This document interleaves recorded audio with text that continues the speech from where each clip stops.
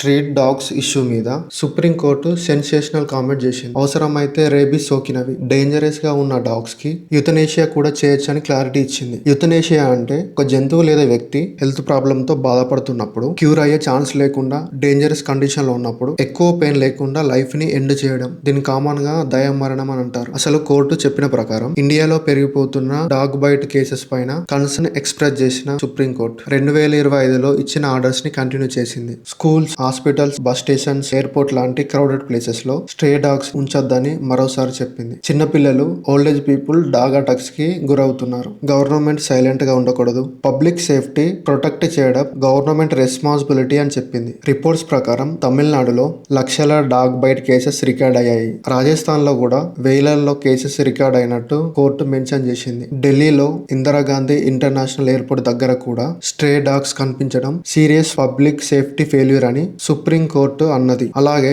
Shelters పెంచడం, vaccination drives conduct చేయడం, veterinary service improve చేయాలని గవర్నమెంట్స్ కి డైరెక్షన్స్ ఇచ్చింది. సుప్రీం కోర్టు తీసుకున్న డెసిషన్ కరెక్ట్ అనిపిస్తుందా? మీ ఒపీనియన్ కామెంట్ లో చెప్పండి.